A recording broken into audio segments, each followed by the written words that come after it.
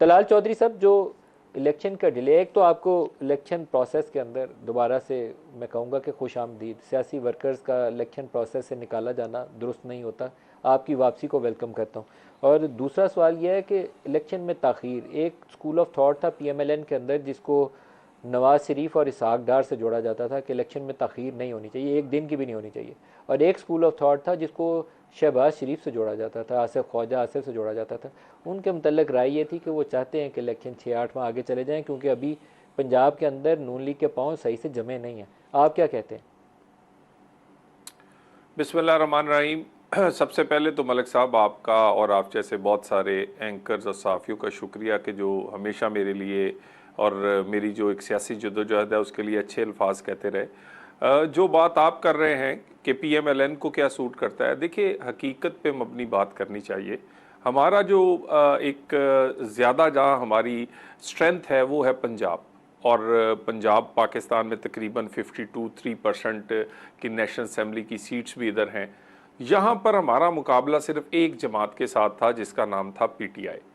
इस वक्त ये हालत है, मैं फैसलाबाद में यहाँ पर 10 नेशनल असम्बली हैं, 21 सूबाई असम्बलीज़ हैं, यहाँ पर 7 MNA PTI के थे और यहाँ पर 14 के करीब 13 के करीब MPs जो थे वो PTI के थे।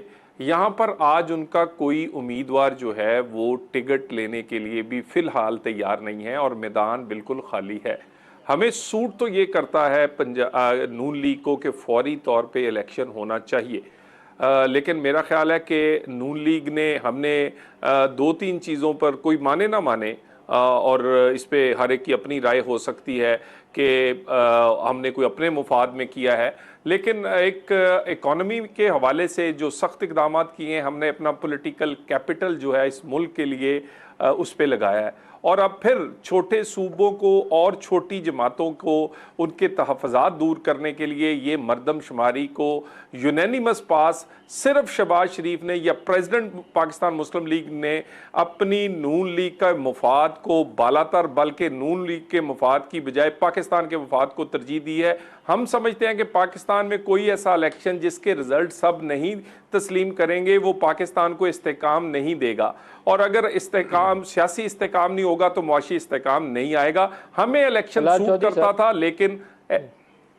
जी ये जो लेकिन है ना, ये लेकिन ही असल वजह है, जो लेकिन को आप एक्सप्लेन नहीं कर रहे। मैं आपको कुछ इनसाइड इन्फॉर्मेशन जो मैंने मुख्तलिफ लोगों से गैदर की कि क्यों इंतखाबात में ताख़ीर हो रही है, तो मुझे पता चला कि एक बहुत सीक्रेट तरीके से एक बैलेट सर्वे करवाया गया पंजाब के अंदर, और पंजाब से अंदर सर्वे, एक सैम्पल सर्वे के ज़रिए राय ली गई है कि अगर आपको वोट करना पड़े, आज आप वोट करें तो आप नून लीग को करेंगे तो या PTI को करेंगे या वोट करने नहीं जाएंगे।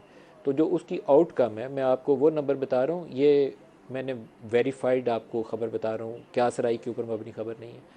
तो 52% लोगों ने कहा कि हम PTI को वोट करेंगे, इसके बावजूद कि उनके तमाम MNAs भाग चुके हैं, भगौड़े हैं सारे, मोस्ट ऑफ देम PTI के जितने MPs से भाग चुके हैं। उनके इवन सेनेटर्स ने आर्मी एक्ट को अंदर बैठ के पास करवाया, बाद में अब स्याह पट्टियाँ बांध के आ गए। तो उनकी हालत यही है, वो आप सब ने देख लिया, उसमें मुझे एक्सप्लेन करने की ज़रूरत नहीं है। बड़े बड़े उनके स्टॉलवर्ड्स जो थे, उस्मान बुज़दार और असद उमर, वो क्या कर रहे हैं वो भी आपके सामने है, फवाद चौधरी क्या कर रहे हैं सबके सामने।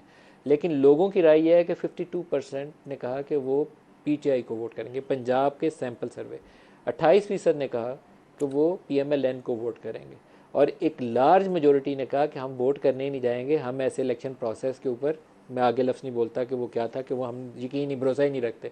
तो इसमें आप लोगों ने इलेक्शन में ना जाने को तरजीह दिया, आपने फ़रार की राह इख्तियार की है। शहबाज शरीफ ने, ये नवाज़ शरीफ की राय नहीं थी, लेकिन शहबाज शरीफ प्रवेल किया है इस मसले के ऊपर, और इस्टेब्लिशमेंट के साथ मिलकर उन्होंने ये फैसला किया। ये मेरी इतला है, आप इसको अपने अंदाज में जैसे भी रिएक्ट करना चाहें कर सकते हैं। मलिक साहब, अगर मुझे आप इजाज़त दें, पाकिस्तान में एक पार्लिमानी सिस्टम है और बहुत सारी जमातें यहाँ ऐसे हैं कि जिनके हम ख्याल या जिनका वोटर बहुत ज़्यादा होता है किसी भी कॉन्स्टिट्यूएंसी में, अगर उसके पास A ग्रेड का उम्मीदवार ना हो तो वो वोटर जो है वो बैलेट बॉक्स तक नहीं पहुँचता। पाकिस्तान में बैलेट बॉक्स तक उस वोटर को पहुंचाने के लिए बहुत सारी चीज़ें रिक्वायर्ड होती हैं, जो किसी भी आपकी एक जो टीम है, जो आपकी पार्लिमानी, आप जिनको टिकट्स देते हैं, और वो जो टीम है तो हमारे पास एक ग्रेड टीम है। अब देखिए ना, अगर मुझे कोई इस पे, मैं आपको फैसलाबाद की सिचुएशन से, वोट उसका आप कहे जी 50 है, बल्कि आप कहे जी 70% है, लेकिन इस वक्त मेरे दादा से लेके मेरे तक जिन्होंने मुझे वोट नहीं दिया, पिछले 3 मैंने नेशनल असेंबली के इलेक्शन लड़े हैं, वो मुझे वोट नहीं दिया। आज जड़ांवाला का कोई सियासी घर ऐसा नहीं है मेरी कॉन्स्टिट्यूएंसी में जो मुझे वेलकम ना कर रहा हो या मुझे चाहे खाना खिलाना और वोट देने का ऐलान नहीं करना चाहता, इसलिए कि बहुत बड़ा वैक्यूम है। सो मैं नहीं समझता कि अगर ये सर्वे आया है, जब इनका उम्मीदवार, इनके लीडरशिप, लोग बहुत कुछ देखते हैं, हो सकता है दिलों में कई लोगों के मोहब्बत हो, लेकिन बैलेट बॉक्स में पाकिस्तान और पंजाबी खुसूसन हालात देखकर फैसला करते हैं और बैलेट बॉक्स से रिजल्ट वही निकलता है जो कि हालात के मुताबिक होता है। फैसल वाडा साहब, आप बताइए, क्या पीटीआई की जो इमरान खान की पॉपुलैरिटी है, एक तो पीटीआई के नीचे तंजीम टूट गई है उनकी, लेकिन परवेज़ खटक समेत पूरी केपी टूट गई, महमूद खान टूट गया, बुजदार समेत पूरी पंजाब के एमएनएज एमपीएस सारे टूट गए, लेकिन क्या उसकी पॉपुलर अपील इमरान की ख़त्म हो गई है? देखिए नदीम साहब, आपको ना बड़े फैक्चुअल चीज़ों को देखने की ज़रूरत है। एक तो इमरान खान साहब की अपनी एक पॉपुलैरिटी है, कल्ट उनका है, अभी है, लेकिन उसके से ज़्यादा जो इन पीडीएम की नफरत है ना, वो उसके साथ खड़ी है, नंबर 1। नंबर 2 सर ये कि इस निज़ाम में हमने हर आदमी को, हर लीडर को, हर पार्टी को, पीटीआई हो, नून हो, पीपल्स पार्टी हो, 13 जमात हो, सबको कौम के साथ फरेब, झूठ बोल के बयानियाँ बनाते हुए देखा है और अंदर खाने पैरों पे पड़ते देखा है। तो ये बड़ी इंपॉर्टेंट चीज़ है जो आप जैसे लोगों के तवस्सुस से बड़ी इंपॉर्टेंट है कि पब्लिक को पता चले। अगर आप स्टार्ट करें कि बयानियाँ बना, मुझे क्यों निकाला, एक्सटेंशन दी बाजवा साहब को, आसिफ ख्वाजा साहब ने कंफर्म कर दिया, इमरान खान साहब ने कहा कि मैंने गवर्नमेंट चलानी है और मैंने एक्सटेंशन देनी है, और कहा दूसरी तरफ कहा कि मुझे रेजीम चेंज में बाजवा साहब ने निकाल दिया। पीपल्स पार्टी ने कहा हम ईंट सींट बजाएंगे, आप 3 साल के लिए आए हैं, अंदर खान ने वोट दे दिया। फिर उन्होंने पाकिस्तान की परफॉर्मेंस में आज तक पाकिस्तान को क्या दिया, ये किसी के पास जवाब नहीं है। अभी रिसेंट सेंसस के ऊपर भी फरेब और फ्रॉड क्या किया। सेंसस जरूरी था, होना चाहिए था, बिल्कुल है, लेकिन पहले क्या खेल खेलते रहे, बयानियां बनाते रहे पब्लिक के आगे, और ट्विस्ट कैसे किया। और आखिरी इंपॉर्टेंट चीज, जिस केस के तहत आपने इमरान खान की डिस्क्वालिफिकेशन की है तोशाखाना के अंदर, सबसे इंपॉर्टेंट चीज ये है आप कि उसी पैरामीटर्स के अंदर नवाज शरीफ साहब वापस फंसते, ख्वाजा आसिफ साहब फंसते हैं और खाकान अब्बासी साहब फंसते हैं, सारे तोशाखाना के तोहफे लेने वाले जिन्होंने डिक्लेरेशन नहीं दी ड्यू डेट के अंदर, प्रेसिडेंट आरिफ अलवी साहब। तो अब ये जो फ्रेम था ना, ये फ्रेम इतना बड़ा हो जाएगा, और कौम को याद रखने की, आपको मुझे जुडिशरी एस्टैब्लिशमेंट को याद करने की जो जरूरत है कि इन तमाम लीडरान का माजी ना भूलें। इनके अंदर बुक्स जुडिशरी के लिए भी है, एस्टैब्लिशमेंट के लिए भी है, और ये पाकिस्तान के वफादार नहीं, अपनी दौलत और अपने वफादार है। 2011 से एक बयानिया मार्केट में एस्टैब्लिशमेंट की मदद से पीटीआई ने बेचा था कि चोर और डाकू, शरीफ चोर और डाकू, ठीक है। तो अब क्या वो बयानिया हावी है अभी भी?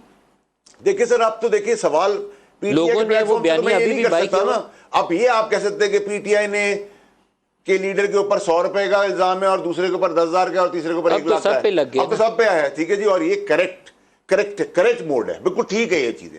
प्रॉब्लम ये कि इन सब 13 जमातें, नून लीग, पीपल्स पार्टी मिला के जो इनका बयानिया, जो इनका पहुंच के लिए वो इमरान खान साहब ने ट्रे में रखा और 10 लाइनें कहा करके वो जानवर और इंसान का फर्क छोड़ के वो लोगों के, शहीदों के कफनों तक चले गए, ठीक है। खुश ये भी अंदर से, इनकी भी आज इशारे देखे, कनाया देखे, तो इनको भी वो सूट कर रहा है। और आपको बहुत सारी चीजों में दिखा सकता हूं, अभी बता सकता हूं। आप इनके पीएमएलएन के वजीरों से पूछें, आप मरियम औरंगजेब से पूछेंगे जी इमरान रियाज का है, वो कहती हैं जी जज के कान में कुछ कहा है, तो मेरे बाप ने की है, बताएं। फिर कहा जी आपने इमरान खान का नाम बंद कर दिया है टीवी पे लेना, उन्होंने कहा आप लें। आपके ख्याल में इमरान रियाज किसके पास है? ठीक है, मैं तो आपसे पूछ रहा हूं ना सर, मैं आपसे पूछ रहा हूं कि अगर फेडरल गवर्नमेंट अपनी हुकूमत ही नहीं ओन करी। देखिए चौधरी साहब का मेरा इख्तलाफ सियासी भी और वैसे भी बहुत रहा है, लेकिन मैं वेलकम करता हूं कि इस आदमी के साथ जाती हुई, ये जो नायल हुआ ये या दानियाल साहब, उसका जब्ती हुई।